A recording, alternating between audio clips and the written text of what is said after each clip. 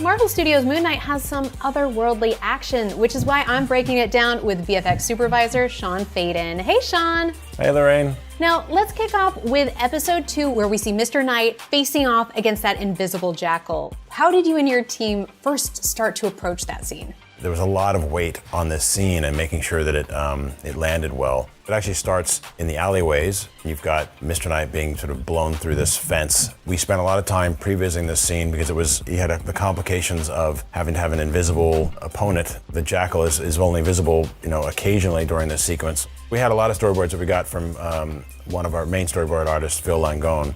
It wasn't for every single sequence, but when we did get them, they were extremely helpful. In the end, how we shot it was we had a stunt person in a gray suit pushing and pulling our stunt Moon Knight or Oscar and Layla around.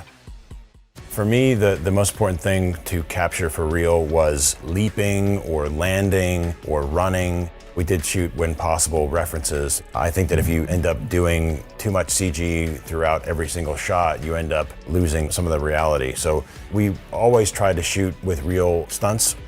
Well, we're talking battles. We have to talk about the end of the series, where we see your techniques taken to new heights, quite literally, with a huge God versus God battle in Cairo. How did you go about approaching that scene and bringing it to life? It was a combination of a lot of previs, some storyboarding, a lot of back and forth with our stunt team, trying to figure out what the best flow of fight choreography was going to be for these moments, and making sure that we were seeing, Khonshu getting to be heroic and seeing Ammit use some of her crocodile-related fight moves. We actually did a lot of work within the Chamber of the Gods, because we have a scene that takes place there where Khonshu and Ammit are normal size, which means they're actually 9 feet tall.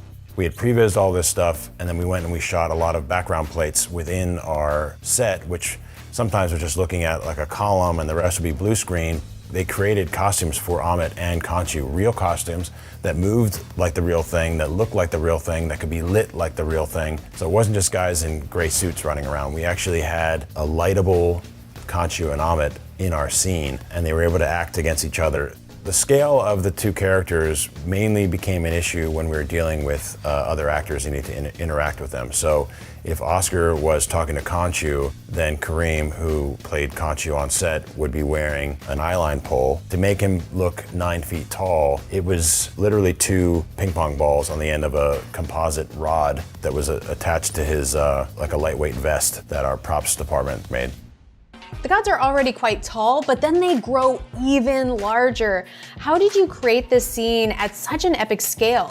So they're almost as tall as the pyramids, and they're bashing around and wreaking havoc. Weta created a full CG Giza plateau based on some LiDAR that we had gotten from Disney Archives. We had a lot of work that went into sort of figuring out just how much dust or how much light should be hitting these characters to make them feel big. And we found was like the less light we put on them, the more that we sort of played the light falling off on them, the bigger they felt. This is really just a tiny drop in the bucket of all of the action in the series. Looking back, are there any moments that you think fans might have missed? The series is jam-packed with lots of cool details. I don't think you're going to catch it on the first viewing. I really think it's one of those things you have to watch a few times to really appreciate all the detail and heart that went into these moments. All right, well, I guess I'm gonna have to go start my rewatch right now. So, Sean, thank you so much for talking with us. Well, I appreciate it. Thanks, Lorraine. And everyone, be sure to go watch Marvel Studios' Moon Knight. All episodes are now streaming only on Disney+.